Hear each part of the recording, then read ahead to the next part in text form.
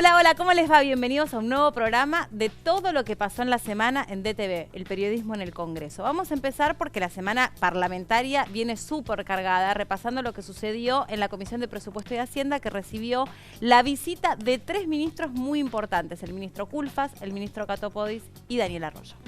Aquí lo que vamos a analizar son básicamente los montos presupuestados y los comparamos contra dos ítems. Primero, el inicial 2020, que tiene que ver con la prórroga del presupuesto anterior, el vigente en 2020, donde ya se incorpora, como pueden ver, muchísimas políticas que tienen que ver tanto con la reactivación de políticas que habían quedado un poco desalentadas o con poco presupuesto en el presupuesto anterior, y también con el paquete vinculado a la pandemia y la pospandemia. Y luego el último dato, que es el dato del presupuesto de 2021. Una de las principales políticas que hemos puesto en marcha este año y que tiene que ver con la pandemia, pero también con la pospandemia, con el escenario de reactivación, es el fondeo del Fondo de Garantías Argentino. ¿Qué es el FOGAR? Es un fondo de garantías que permite avalar de manera directa créditos para micro, pequeñas, medianas empresas, profesionales, pequeños comercios, etc. Es una herramienta que la consideramos vital en lo que llamamos la necesidad de generar una nueva etapa de inclusión financiera PYME. Este año hicimos un fondeo muy importante que alcanzó 85.000 millones de pesos, que fue básicamente puesto en marcha durante la pandemia para poder facilitar el acceso al financiamiento de las empresas más pequeñas, justamente porque había que simplificar la operatoria y los trámites, más aún en un contexto de distanciamiento sanitario. De modo tal que lo que hicimos fue fondear este fondo, que por supuesto también va a estar disponible el año que viene. No es que son recursos que se agotan en el ejercicio 2020, sino que también se van a acumular para los siguientes ejercicios, porque son fondos que sirven para avalar a las empresas pequeñas y medianas que toman el financiamiento, y solo el fondo interviene en rescate de la PYME si la PYME no paga ese crédito. De modo tal que lo que queremos mostrar acá es que en realidad lo que hacemos es generar una herramienta que es nueva por la magnitud que asume y que queda disponible también para los recursos que estamos implementando para 2021.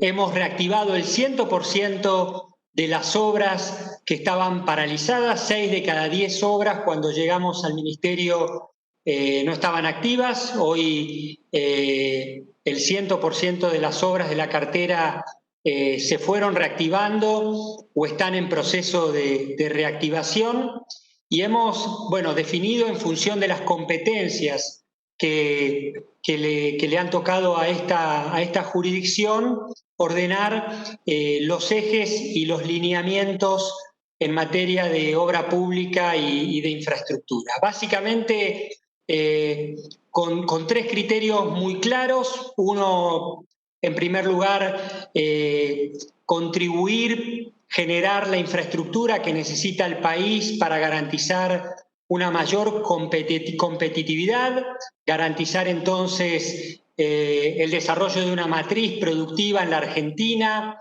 que tenga un fuerte sentido federal. Un segundo criterio es el de achicar las brechas, las asimetrías que en términos productivos, sociales y de infraestructura viene arrastrando la Argentina desde hace muchísimos años y muchísimas décadas.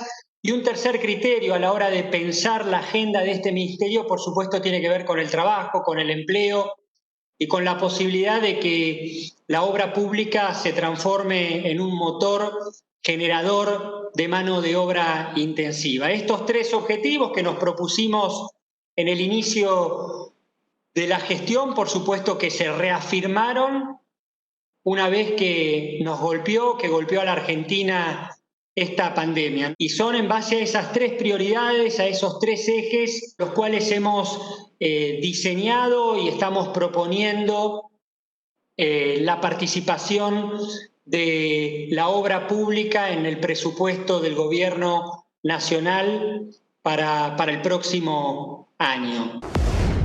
El eje central de este año ha sido la asistencia alimentaria, que el eje central ha sido la cobertura alimentaria en el medio de la pandemia, que el próximo año el perfil de la política social tiene un componente muy fuerte de trabajo, de vínculo entre plan social y trabajo. Cuando hablamos de trabajo, hablamos de trabajar, de capacitarse en oficios o de completar la escuela secundaria.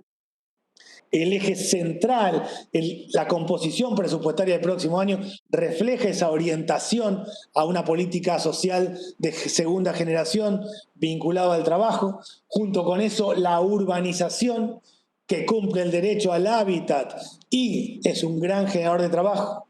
La primera infancia como el punto central a reconstruir en un contexto de desigualdad creciente en los más chicos, y los sistemas de cuidado y de apoyo comunitario. Diría en esencia que hemos tenido un aumento significativo del presupuesto este año 2020, que tenemos un incremento importante en el año 2021, que claramente quien lea el presupuesto va a interpretar para dónde va la política social y el eje puesto en el trabajo. No retrocedemos en la asistencia alimentaria. Creemos que durante un tiempo largo la Argentina va a seguir asistiendo a cerca de 11 millones de personas con asistencia alimentaria. Ponemos el foco ahí en la calidad nutricional, pero el eje presupuestario, la orientación, el norte, el objetivo de la política social pasa a ser la generación de trabajo para los que hacen changas, para los que la llevan como pueden, para los que están desocupados, para los que se quedaron sin trabajo o sin ingreso en el marco de la pandemia, para los que están en situación de precariedad laboral. Ese conjunto que es el objetivo del Ministerio de construir mecanismos de inclusión al mundo laboral se ve reflejado en un presupuesto que le da significativamente aumento a las partidas que tienen que ver con la creación de trabajo, con el acceso a máquinas y herramientas, con el acceso a crédito, con la urbanización, con el vínculo entre los planes sociales, personas que reciben algún tipo de apoyo del Estado y el trabajo. Hay dos cuestiones que cualquier equipo económico o de gobierno tiene que tomar. Una es la restricción externa, esto es que cuando avanza nuestro país y se incrementa la industria, aumentan las importaciones, porque toda nuestra producción tiene parte de componentes importados. Es decir, lo digo yo porque me llaman todos los días. Se ha empezado a reactivar algunas líneas, como explicó hoy el ministro, como la línea blanca, por ejemplo, máquina vinculada a la agricultura, es decir, maquinaria agrícola, la industria automotriz, la industria de la madera, y todos tienen parte de importados, electrónicos, elementos específicos, y hay que tener recursos para eso. Entonces, ¿cómo se hace? Bueno, primero incentivando, asegurando de que no se vuelva una economía de especulación por la cuestión de las tasas de interés, los programas que hay de transferencia de ciencia y tecnología. Hay un programa muy audaz en este sentido de transferencia, y se ha duplicado el presupuesto de ciencia y tecnología vinculado a la producción. Y otra, la ley de economía del conocimiento. Y mañana querríamos sacar dictamen, porque es probable que, si se dan las condiciones, esta misma semana lo tratemos. Esta ley trae incentivos muy importantes, y hay que acordarse que por decreto se suspendió la vigencia de la anterior ley y esta va a retrotraer los beneficios, y es uno de los renglones de actividad que ha sostenido actividad e incrementó la importación aún en la pandemia. Tenemos la mejor predisposición para colaborar y para aportar a que salga un presupuesto, digamos, que sea una herramienta confiable, ¿no?, en el manejo de los ingresos y de los gastos del próximo ejercicio. Eso no implica votar a ciegas la propuesta que envía el Ejecutivo, ¿no?, sino que en comisión vamos a proponer, bueno, todas aquellas cuestiones que consideremos. Yo hoy planteé algunas cuestiones. No nos gusta, por ejemplo, la distribución que se hace para las universidades nacionales. Nos parece que es un presupuesto amarrete para las universidades, pero ahí apareció que hay una partida de 40.000 millones de pesos, que es casi un 20% del total asignado al conjunto de las universidades, que está ahí como una reserva para, hoy quedó en claro que se va a poder aplicar ese monto para, para futuros incrementos salariales para el sistema universitario, aunque no está detallado en qué proporción se va a distribuir eso. Queremos mayor precisión sobre esa cuestión. También tenemos puntualmente cuestiones que observar en cuanto al gasto previsional, ya que nos parece que una previsión de incremento del aproximadamente un 29% respecto a este año, contra una inflación promedio que está implícita en el presupuesto del 31, ¿no? Promedio, estoy hablando de una inflación de enero a diciembre promedio del 31% que prevé el presupuesto. Ya, digamos, lo que se prevé para los jubilados queda desfasado. El problema que se presenta es que vienen los ministros, informan los ejes que les tocan a su ministerio en el proyecto de presupuesto 2021, y a uno le suena que estamos hablando de cosas que ocurren en otro planeta, porque en este planeta, en este lugar, lo que está pasando es que hay una fuga de capitales feroz, una situación de una devaluación en los hechos, y por lo tanto hay muchos datos que ya suenan anacrónicos aún previo a la aprobación de este presupuesto. Y cuando Culfas me dice, pero usted, diputada, se quedó en el segundo trimestre, no me quedé en el segundo trimestre, me quedo en los datos de pobreza, de indigencia y de salarios que no alcanzan, con paritarias que están suspendidas o congeladas en la mayoría de los ámbitos, que son los datos que ha dado el INDEC, pero no para el segundo trimestre, el que ha dado el INDEC para este mismo momento. Lo de Culfas venía a cuento de decir que, que el segundo trimestre fue cuando estuvo todo parado por la cuarentena total, y que luego, se reanudó la actividad. Ahora, se reanudó la actividad, pero el 40,9% de pobreza la tenemos, el salario que no alcanza lo tenemos, y las paritarias cerradas o suspendidas o muy a la baja también lo tenemos. Entonces, cuando él dice la gente está lista con la tarjeta de crédito para salir a consumir, la verdad que no, la gente no está lista para salir a consumir con la tarjeta de crédito, porque a duras penas puede pagar. El que tiene salario puede llegar a fin de mes. Claro. Esta es la gran contradicción entre lo que se está enunciando y lo que está pasando. Hoy tenemos la visita de 3 ministros, particularmente Culfas, Catopodis y Arroyo. Creo que es muy importante el presupuesto que tiene asignado el área de producción, y creo que una medida central y que es importante para nuestra provincia, pero también para el desarrollo del país, el desarrollo de nuestra industria nacional, esto de ponerle y darle agregado de valor a nuestras materias primas. La decisión que se plasmó en este año ya en un decreto, donde le da impulso a lo que son los parques industriales, no solo la erradicación de empresas en los parques industriales, sino también ya con aportes no reintegrables para que los parques industriales puedan tener la infraestructura necesaria y adecuada para el funcionamiento, sino también con tasas subsidiadas en créditos para estas empresas que dediquen y se radiquen, digamos, en estos parques.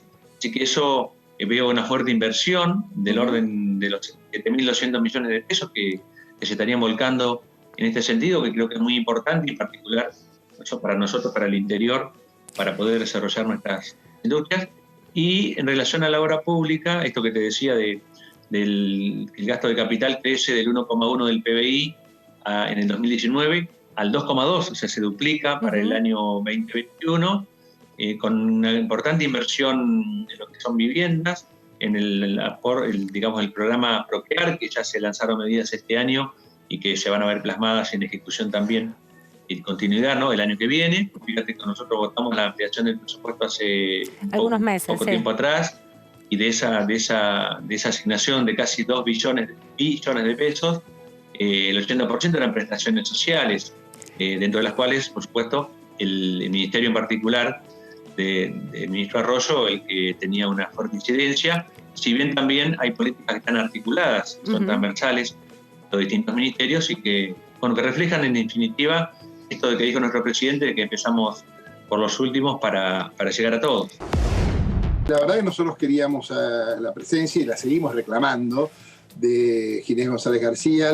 También nos gustaría que estuviera el secretario de Transporte. Hay una serie de temas vinculados al transporte y de inversiones. Hay 55.000 millones de pesos para aerolíneas argentinas que queremos saber cuál es la política aerocomercial y si ese costo va a ser permanente o hay idea de achicarlo o es producto de la emergencia. Son cifras muy importantes que nos parece que hace mal la mayoría oficialista del Congreso en retasear información. No nos surge nada, tenemos casi 2 meses de trabajo. Lo que estamos pidiendo, ustedes habrán observado, los han transmitido. Las reuniones son reuniones de trabajo donde los secretarios y los ministros informan, los diputados preguntan. Entonces, acortar ese espacio y esa posibilidad al funcionamiento del Congreso nos parece que está mal. Nosotros creemos que por lo menos educación, salud y transporte debieran concurrir con sus máximas autoridades. El propio ANSES, hay un tema de cómo se financia el sector previsional que está muy en la nebulosa en el presupuesto y nos parece que requiere no solamente que se contesten preguntas, sino el diálogo, el intercambio de ideas y de impresiones entre los diputados y funcionarios que el sistema parlamentario funcione.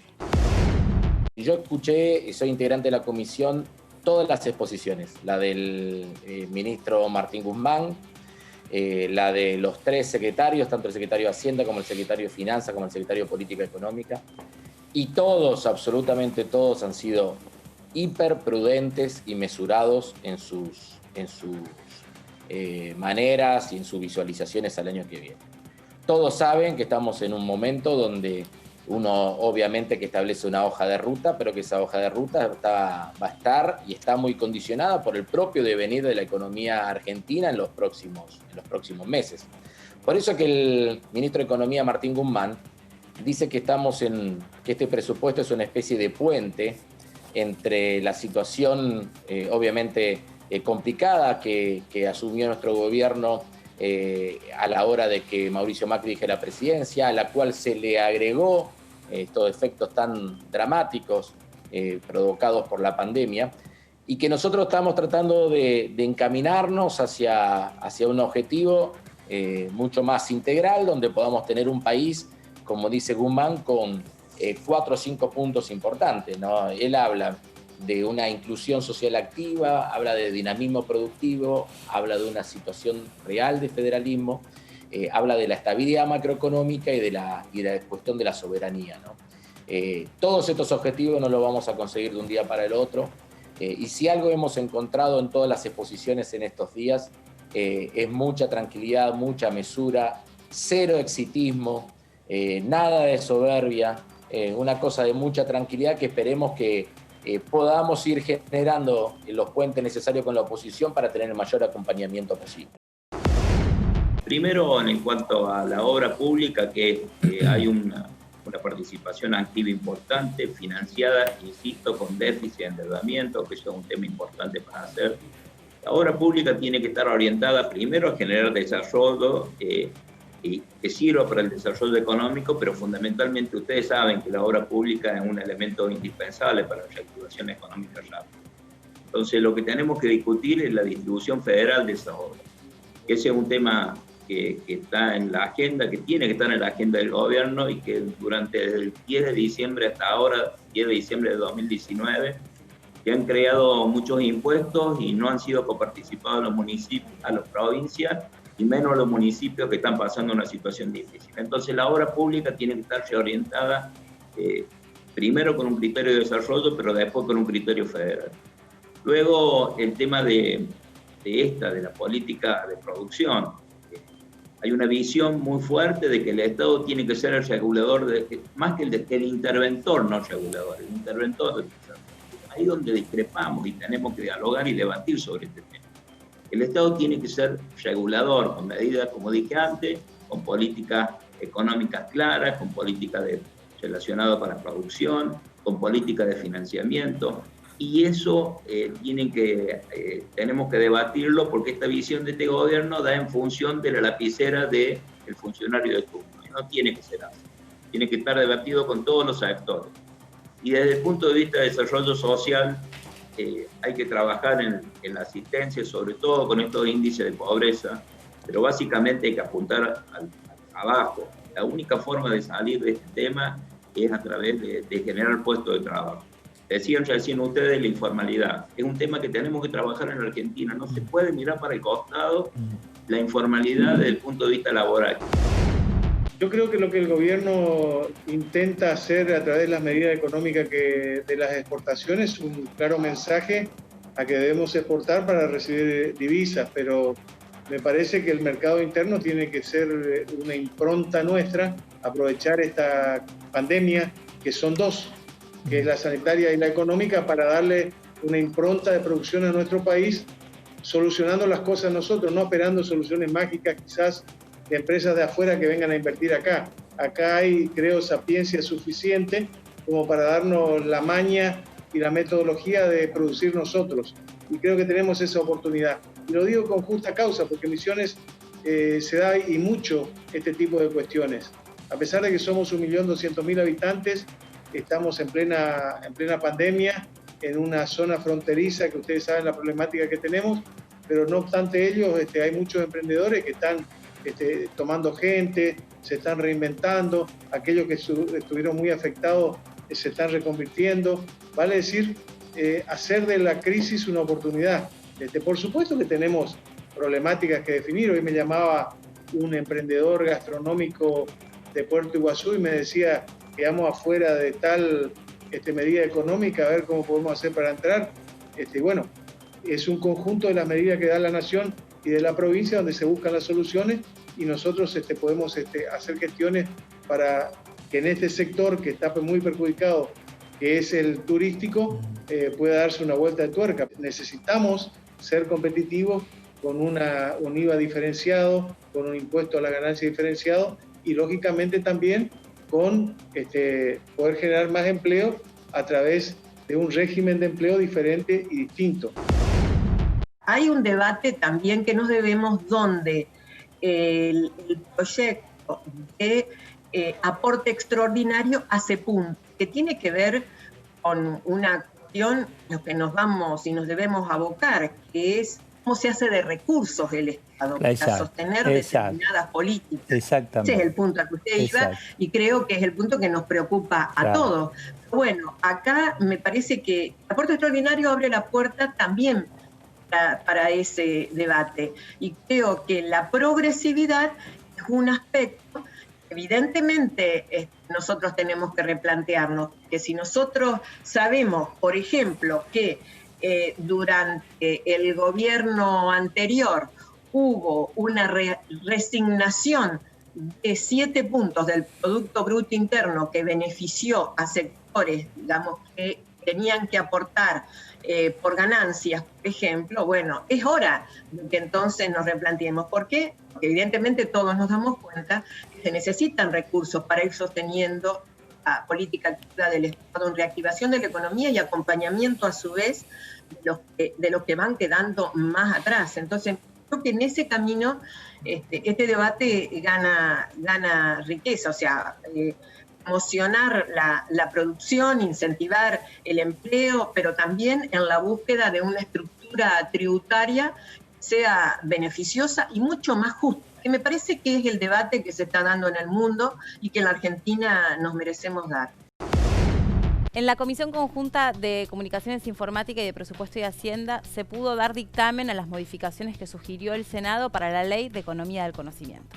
La verdad es que muestra la virtud del sistema democrático, ¿no? Una Cámara propone, la otra Cámara revisa. En este caso, las modificaciones que se proponen son superadoras, sin ninguna duda. Una tenía que ver con el tema del costo fiscal. Ustedes saben que estamos en una situación económica muy delicada y aquí lo que hubo un cambio de los incentivos. Es decir, se reducen los incentivos para las empresas más grandes, se mantienen buenos incentivos para las empresas más chicas. Yo diría que ese es el cambio fundamental. El resto son cambios más bien de forma. Creo que efectivamente es un proyecto superador y además todo el sector está esperando que esto se apruebe porque hace rato que lo demandan y que están esperando tener claridad para realizar inversiones. Mañana cuando lo tratemos en sesión. Probablemente allí vamos a tener oportunidad también de describir, porque hay muchas empresas que van a invertir en la Argentina, ¿no? Que en lugar de irse, como algunos señalan, invierten en la Argentina, porque este es un régimen que trabaja. Nosotros pensamos que con esta ley vamos a duplicar las importaciones en 10 años y entonces vamos a estar hoy, el año pasado fueron 6.000 millones de dólares, esperamos que en 10 años superar los 10.000 millones, duplicar los puestos de trabajo de calidad, en general lo toman jóvenes, se estimula contratación de mujeres, que si uno ve todo el sector, apenas el 25% de los que trabajan son mujeres. Al mismo tiempo, si tenés titulaciones de doctor, también mejora el incentivo, porque lo que busca es que sea una relación virtuosa entre empresa, sistema científico y Estado. Me parece que en ese sentido es una ley que va a ser muy buena para la Argentina.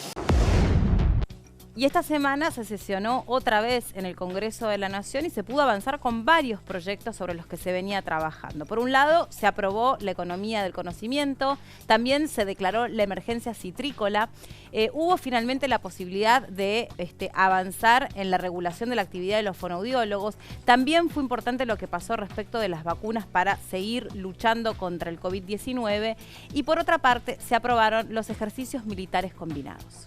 Imaginemos que de aquellas vacunas que están en fase 3, todas terminen siendo efectivas, todas terminen siendo seguras y todas estas industrias puedan producir a capacidad máxima estas vacunas, de las que están en fase 3, todas a capacidad máxima siendo efectivas y seguras.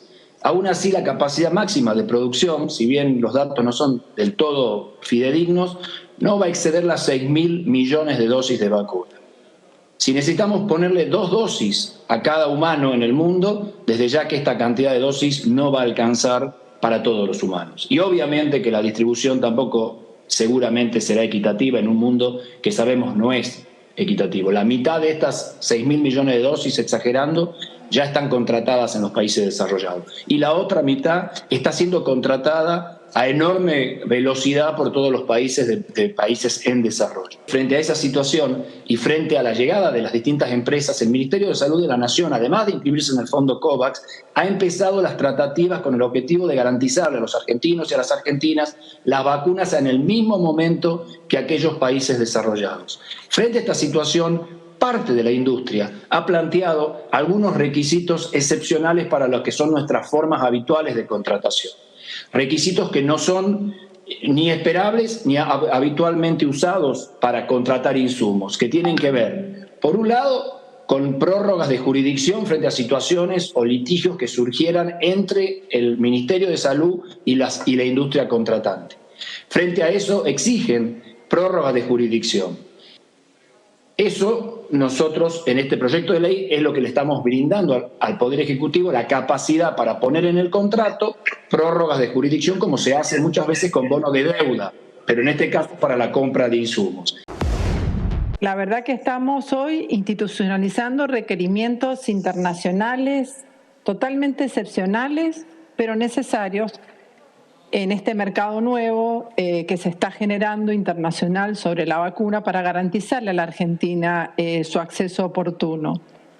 El mundo tiene, como nunca, un desafío enorme de coordinar todos los esfuerzos científicos como pocas veces se ha visto, ¿no? Y en este sentido es que leemos esta autorización al Poder Ejecutivo de prorrogar la jurisdicción en favor de los tribunales con sede en el exterior, porque son las reglas de un mundo globalizado, interconectado, cuyo orden está siendo cuestionado en esta pandemia y obliga a los países soberanos a flexibilizar un marco legal que bajo ningún aspecto fue pensado para estas circunstancias que estamos viviendo. Yo hago una breve digresión contrafáctica. ¿Qué habría pasado si fuéramos nosotros los que pedíamos desde el gobierno el aval al Congreso para este proyecto? No hace falta, presidente, mucha imaginación. Muchos colegas parecieran tener un cajón lleno de lugares comunes a los que echan mano cada vez que desde nuestro espacio hablamos de vincularnos al mundo, de formar parte del mundo, de formar alianzas estratégicas, no basadas en lo ideológico, sino en el potencial desarrollo de nuestro país y en este caso en el acceso nada más y nada menos que a las vacunas. Es fundamental la inclusión de la cláusula que solicitamos al oficialismo que dejara expresamente prohibida la posibilidad de que en los casos que sean particulares no se extienda la prórroga, sino que haya acceso a la justicia argentina. Y en eso agradezco al diputado Mena que nos hizo esa observación. La inclusión, además de las comisiones de salud, que fue también un agregado de nuestro diputado José Cano, del Congreso de la Nación, en su rol de contralor de los contratos que suscriba el Poder Ejecutivo, además de la AGN, nos tranquiliza y nos responsabiliza al mismo tiempo. Aspiramos y depositamos en el Ministerio de Salud, más allá de que también hemos incluido en el proyecto que cada uno de los contratos que se celebren vuelvan a la Comisión de Salud para ser revisados por todos aquellos que participábamos de esa comisión y del Congreso en su totalidad. Aspiramos a que sean absolutamente serios, transparentes, responsables, no sectarios, que evalúen cada una de las opciones que existen en el mundo para poder estar a la altura de las circunstancias. Y para finalizar, señor presidente, decir que por un lado no hay vacuna en la actualidad y por otro lado va a llevar mucho tiempo llegar a una inmunización de rebaño para poder empezar a bloquear la propagación y que esto luego continúe en el tiempo por muchos años. Hoy estamos viviendo un rebrote del sarampión, con lo cual esto es una cuestión que después se sustenta en el tiempo. Por lo tanto, hay que seguir haciendo hincapié en las medidas de autocuidado, de responsabilidad individual y responsabilidad colectiva. Y hacer algo que sí ya tendría que haber hecho el Ministerio de Salud, que es definitivamente invertir concretamente en laboratorios de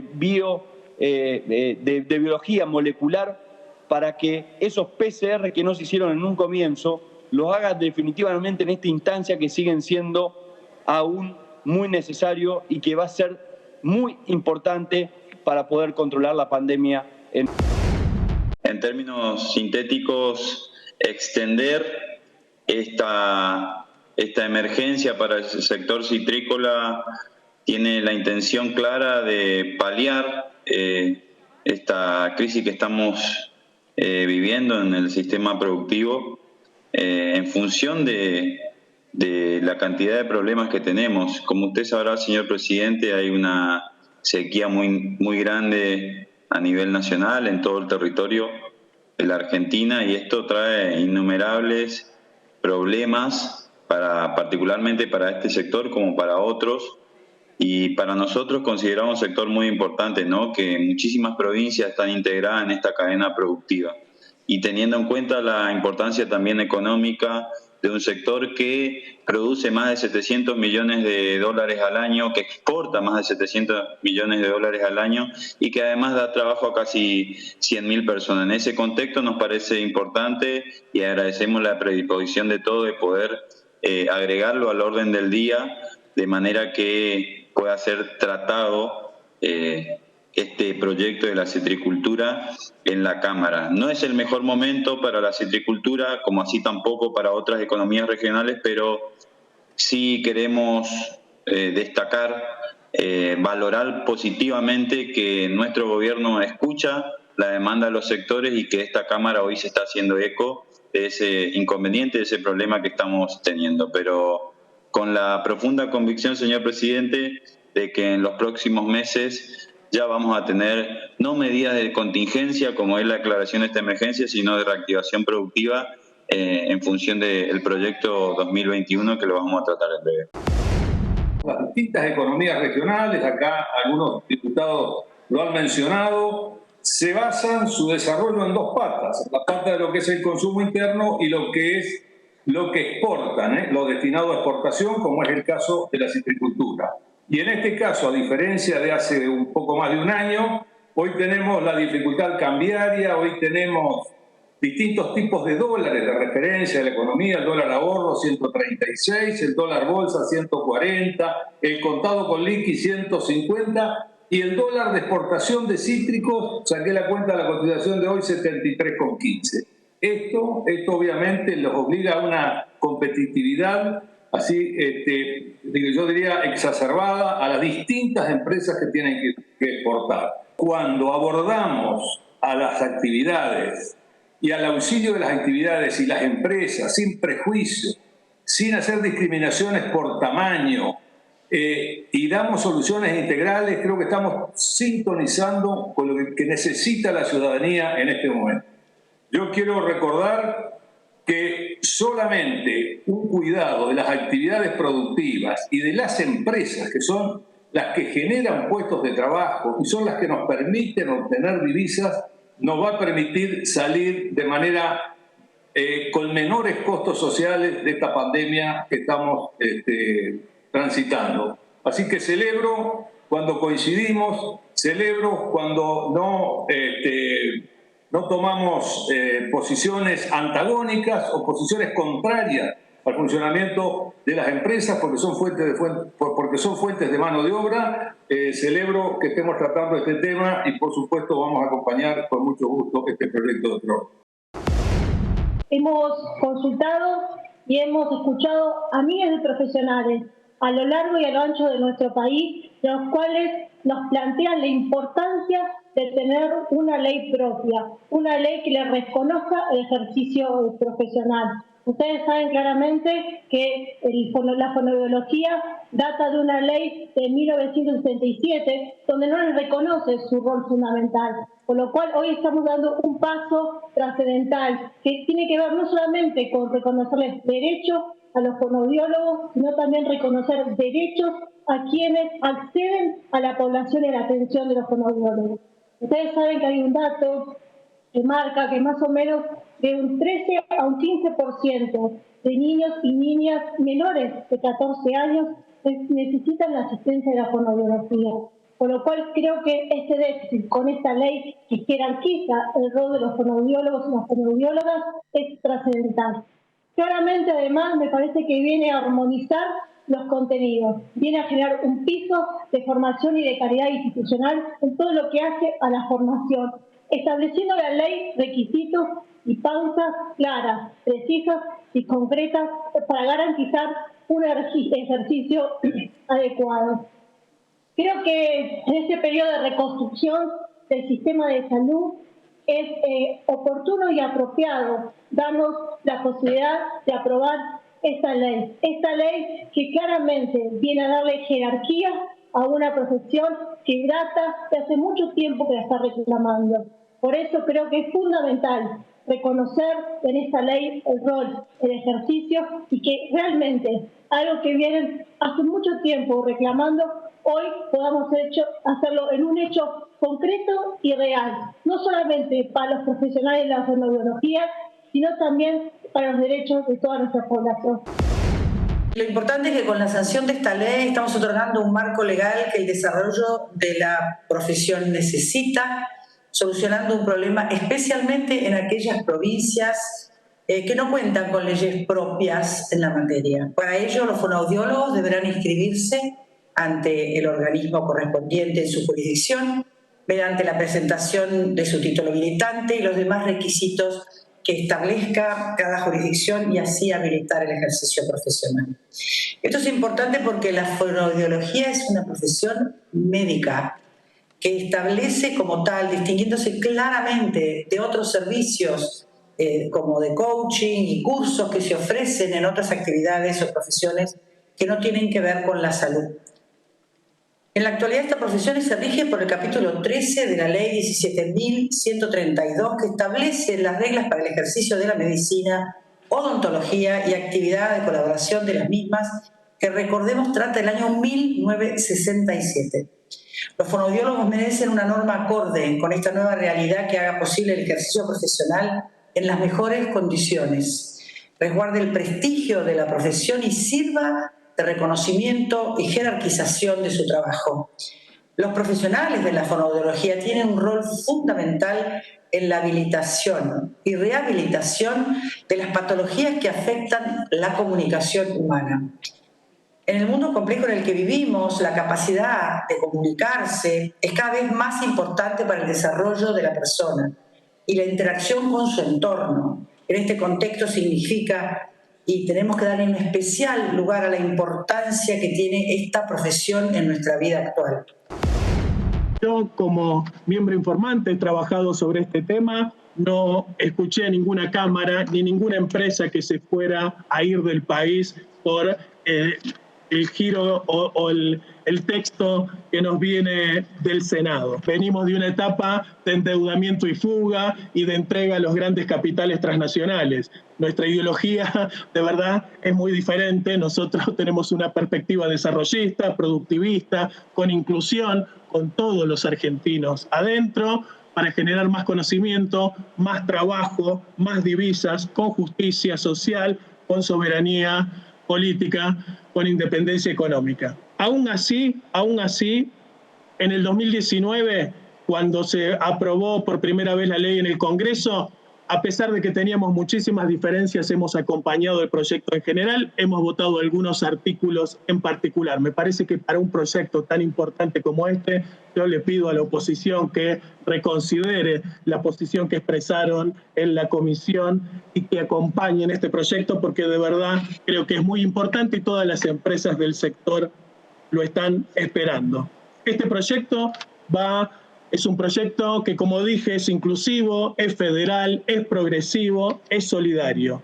Va a diversificar la matriz productiva, va a generar empleos de calidad, va a incorporar a jóvenes al mercado formal de trabajo, va a generar polos de desarrollo federal, va a permitir un aumento de las exportaciones y la generación de divisas. Con toda claridad, este es un proyecto muy superador, es un proyecto que demanda el sector y es un proyecto que va a colocar a la Argentina en los primeros lugares en el mundo en este sector de la economía. Por eso es que recomendamos la aprobación del proyecto que viene en revisión del Senado. En un país donde cada semana se va una gran empresa y cierran decenas de pymes, esta debería ser nuestra principal preocupación en este Congreso. ¿Cómo evitamos que cierren las pymes? ¿Cómo evitamos que se vayan las empresas y que se lleven con ellas el empleo de nuestro país? Con la ley que mandamos al Senado teníamos una oportunidad. Sin embargo, las reformas que introdujimos empeoraron la ley. Hoy a este sector capaz de mover el carro para adelante, a este sector que tiene una enorme potencia, también le damos la espalda. Por esa falsa concepción de que si hay un sector que le va bien, hay que subirle los impuestos, hay que bajarle los beneficios, hay que regularlo más o cualquiera sea lo que dicte la mentalidad antiempresa. Ya terminó, presidente. A mí me llena de orgullo que hayan nacido aquí, en la Argentina, empresas como Satellogic, como Mercado Libre, como Globant. Creo que debemos ser el único caso en el mundo que ataca a sus unicornios. Estoy segura que después de esta noche, muchas de las empresas que en esa mesa sectorial se habían comprometido a generar 15.000 millones de dólares de exportaciones, 200.000 puestos de trabajo en los 10 años en los que va a regir esta promoción, ya no van a hacer esas inversiones. Yo creo que esta inequidad, y les voy a dar números, porque en la comisión había números, 481 empresas. Del total de 481, el 1% de esa torta del registro se la llevaban 471. El 10% de la torta del registro se la llevaron 9 empresas. Solo una de ellas, el 23% de la torta, era Mercado Libre. No son sanos. En esta pandemia, esa empresa, fruto de decisión del Estado, no de sus dueños, ha multiplicado y duplicado la capacidad económica de esa empresa. Yo creo que es un tema. La ley está muy acertada como ha venido del Senado y por eso nosotros la queremos apoyar. Hay dos temas. Las empresas de telecomunicación y los laboratorios siguen atados del sistema del autodesarrollo. Porque si la ley es del software y de la economía del conocimiento, ni Mercado Libre, ni Despegar, ni Redlink, todo esto que se lleva en la torta, hacían software ni economía del conocimiento. Y tampoco las empresas de telecomunicaciones y los laboratorios medicinales. Creo que ese es un grosso error que en su momento habrá que corregirlo. Y para finalizar, yo lo quiero cerrar con una reivindicación. Esta ley del año 2019 y la media sanción que hicimos hace muy poco acá era injusta, porque aportaba a continuar y aumentar la concentración económica de una actividad. Y eso no es bueno. Esta ley es justa. El escalonamiento va a permitir que la mayor cantidad de los beneficios y el porcentaje de la torta no se distribuya entre 10, sino que pueda ser distribuido entre la gran mayoría de los emprendedores que están distribuidos a lo largo y a lo ancho de todo el país. Durante la sesión también se conoció lo que resolvió la comisión especial que se reunió a propósito de lo que fue el escándalo del exdiputado Ameri y también se dio lugar a la jura de su reemplazo. Conforme lo dispuesto en la resolución aprobada por este cuerpo el 24 de septiembre pasado, la comisión especial creada a efectos de evaluar la conducta del exdiputado Juan Ameri, integrada por las diputadas Cecilia Moró, María Cristina Álvarez Rodríguez, Silvia Lospenato, Graciela Camaño y el diputado Miguel Ángel Base, se expresó mediante una resolución. Artículo primero. Ratificar el repudio absoluto a la conducta del exdiputado nacional Juan Ameri, en tanto ha comportado una afrenta para con lo que la función legislativa, la institución y la tarea parlamentaria significan, y revela un proceder incorrecto que no se condice con lo que responsablemente aquellas exigen de quienes integramos este cuerpo. Segundo, reafirmar la obligación para la totalidad de los y las integrantes del cuerpo de la plena observancia de las normas de comportamiento y decoro, tanto en el recinto de sesiones como en la plataforma de trabajo remoto durante la vigencia de la modalidad mixta, ejerciendo el cargo con la máxima responsabilidad y el debido respeto que consagra la Constitución Nacional a la honorable labor que resulta del Poder Legislativo. Y decimos esto, señor presidente, porque nosotros tratamos las cuestiones de la vida y de la propiedad de nuestros compatriotas. Por eso debemos honrar durante nuestra permanencia en este recinto y en nuestros hogares de manera remota, prestando atención al orador, siguiendo la disputa parlamentaria y honrando el cargo. Gracias, presidente, y por supuesto que esto lo comparto con quienes integran la comisión, porque con todos hemos hecho un trabajo muy ameno, muy responsable y muy debatido. Se va a poner en votación por signos la resolución de la comisión especial creada al efecto de establecer las responsabilidades y sanciones del exdiputado Juan Ameri. Sírvanse marcar su voto. Resulta aprobada. Doña Alcira Elsa Figueroa, juráis por la patria desempeñar fielmente el cargo de diputada y obrar en todo de conformidad con lo que prescribe la Constitución Nacional. Juro por los 30.000 compañeros detenidos desaparecidos, juro por mi hermanito Carlito y toda la niñez muerta por desnutrición, juro por las mujeres y las disidencias, juro por los campesinos, criollos e indígenas y juro por la madre tierra. Sí, juro. Si así no lo hicierais, la patria os lo demande. Queda incorporada al cuerpo, la invito a ocupar su banca. Otro momento emotivo durante la sesión especial fue el homenaje que le brindaron los diputados y las diputadas a Quino a pocos días de su fallecimiento. Es un honor para mí y al mismo tiempo me invade una tristeza homenajear a Quino luego de su fallecimiento.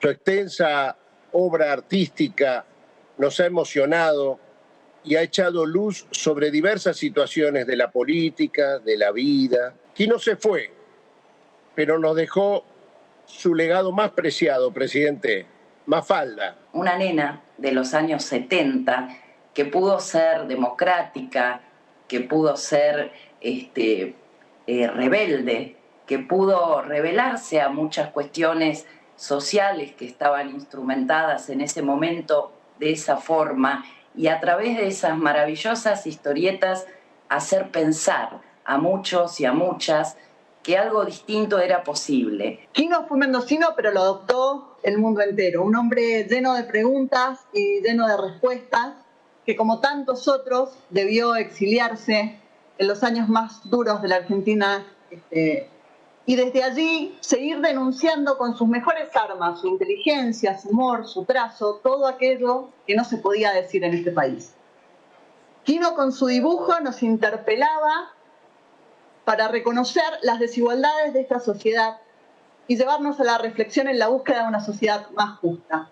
Más allá de la tristeza de despedir a una persona de la trascendencia de Quino, nos queda la satisfacción de haberlo homenajeado en persona, de haber sido plenamente conscientes de la importancia de sus historietas para salir de los lugares comunes, para cuestionarnos, para apreciar en toda su dimensión la democracia que tanto nos costó conseguir. Esto decía Quino. Yo lo que espero es que a la larga se intente otra forma de socialismo, no igual a la que ya fue, pero para mí sigue siendo el mejor sistema de gobierno. ¿Morirá siendo socialista? Sí, por supuesto. Esa es la mejor forma de gobierno que concibo. Es el mejor sistema. Apenas tuvo 70 años para expresarse y es probable que estuviera mal aplicado.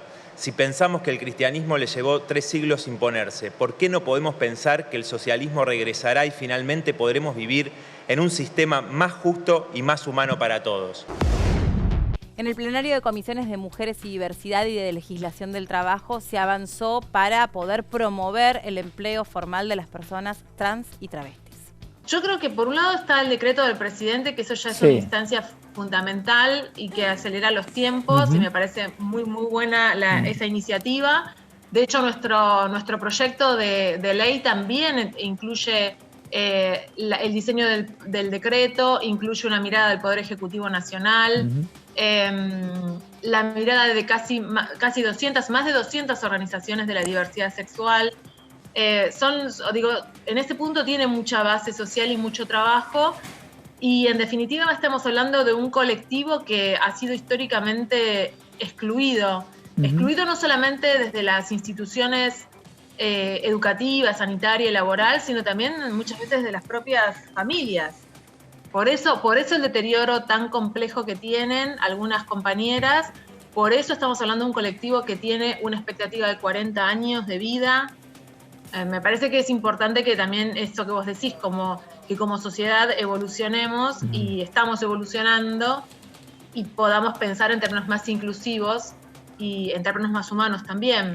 Me parece también que la propia creación de la comisión es efecto de estas luchas transfeministas que venimos dando desde hace muchísimo tiempo también, ¿no? Yo lo ubicaría como pasos que se van entramando y van permitiendo entonces que este proyecto sea tratado tan rápidamente en el contexto de esta comisión. Yo me había comprometido con el colectivo Travesti Trans que iba a ser el primer proyecto que se iba a tratar en la comisión, y así lo hicimos. El primer proyecto con dictamen, ¿no? Porque tal vez trabajamos otros, pero con reuniones informativas, pero con dictamen es el primer proyecto de la comisión. Esto también me parece simbólico y muy auspicioso también para pensar cómo el Congreso, que es parte de la sociedad, se viene transformando y se viene haciendo lugar a fuerza de mucha militancia, no es porque nadie livianamente se corra y deje pasar a otras experiencias, otras necesidades, ¿no? Pero me parece que hay un punto donde todas esas construcciones políticas empiezan a concretarse. Por supuesto, también celebrar la posibilidad de que hoy estemos debatiendo y próximos a dictaminar una ley que incluye la cuestión laboral, la terminalidad y educativa, a incentivos fiscales a una población que sinceramente no es un sector vulnerable, sino que, como todos sabemos acá, es un sector que ha sido vulnerado en su derecho a ser, en su identidad, en su libertad, en sus derechos y en su vida. Y la verdad que esta ley de inclusión laboral, que por supuesto, como bien les decía, abarca la terminalidad educativa, pero que a su vez también yo reivindico que incorporen incentivos fiscales por parte de las empresas. Es una ley que, por supuesto, reconoce y amplía derechos, que a su vez también la tenemos que ver como, y lo he manifestado en el debate de nuestra comisión, como un acto reparatorio por parte del Estado, y que es una acción y medida de discriminación positiva que está acorde a la normativa de avanzada que tenemos en nuestro país, pero a su vez también en virtud también de los tratados internacionales que son parte de nuestra Constitución, pero que a su vez también existen en el concierto tanto regional como internacional. Durante esta semana se presentó un proyecto de ley con la firma de Máximo Kirchner, pero con el respaldo de Graciela Camaño, el diputado Buca y también el diputado Ramón, que pretende proteger los ecosistemas que puedan llegar a ser víctimas de incendios. Creo que es un proyecto que es fundamental, es un flagelo terrible y tenemos que pensar que todavía no entramos en la etapa de altas temperaturas. Sí. O sea, que sabemos que hay un fenómeno más, que es la gran sequía que ha afectado y que no sabemos si va a seguir, sobre todo las zonas áridas del país. Y bueno, creo que se necesita todas las herramientas, sean de tipo legal o prácticas para poder combatir este tipo de flagelos, son fundamentales, con lo cual yo creo que es fundamental que tengamos esta herramienta, ¿no? Hay un tema importante que es cómo vamos a continuar en esta situación de pandemia, donde en algunas provincias hay restricciones bastante duras en cuanto a la movilidad, que son lógicas, pero que cuando se trata de combatir justamente los incendios, en campos, en zonas áridas o en zonas semiáridas, hay que trasladarse generalmente muchos kilómetros y en el caso concreto de San Luis, por ejemplo, ha habido que retirar personal porque ha sido afectado justamente por el virus, ¿no? Se han contagiado. Claro. Es un problema realmente. Diputado, O sea, esto realmente complica todos los frentes. en la Comisión de Familia, Niñez y Juventudes se recibieron a distintos sectores vinculados desde las asociaciones u organizaciones especiales para conocer las realidades de este sector. Asumimos en una situación compleja, que es este año de pandemia y con todo lo que ello implicó y sigue implicando para la vida de todas y todos, y en particular de niños, niñas y adolescentes, y que esta situación nos obligó a refocalizar nuestra agenda. Refocalizamos en 3 cuestiones fundamentales para nosotros en este contexto. La primera de ellas es el tema del abandono escolar que se iba a producir necesariamente y lamentablemente, y ya estamos registrando por el tema de la pandemia. El segundo tema era el tema de la seguridad alimentaria, asociado al cierre de las escuelas. No quiero dejar de remarcar el esfuerzo de los chicos y chicas por mantener sus trayectorias escolares a través de dispositivos y de la conectividad, pero decir que no haya actividad en los establecimientos escolares implicó el cierre de los comedores escolares y que eso implicó un déficit claramente en la seguridad alimentaria, que es una política destinada a niños, niñas y adolescentes y que cumple absolutamente con los 2 párrafos del artículo 26 de la Convención sobre los Derechos del Niño en relación a sus derechos a la seguridad social, y para ahí seguimos bregando porque se reformen algunas cuestiones principales de la asignación universal, como el límite hasta el 5º hijo, como va a reducir o revisar los 3 años de residencia para los niños extranjeros, y cantina, y eso como 2 cosas centrales. A nosotros nos parece que esas 2 cosas realmente resolverían una masa importante de niños, niñas y adolescentes que no están recibiendo la asignación universal. Nuestro objetivo es, a corto y mediano plazo, fortalecer la asignación universal en cobertura y en suficiencia, por un lado, y por el otro lado, a mediano y largo plazo instalar el debate, incluso parándonos sobre el ingreso familiar de emergencia, ¿no? Y todo este esfuerzo que se ha hecho hacia un ingreso universal o una renta básica infantil, que nos parecería lo ideal. Como habrán visto, esta semana pasó de todo, muy cargada la agenda parlamentaria. Nosotros nos vamos a reencontrar la próxima en todo lo que pasó la semana en DTV, el periodismo en el Congreso. Igual pueden seguir nuestra programación todos los días en vivo. Chau.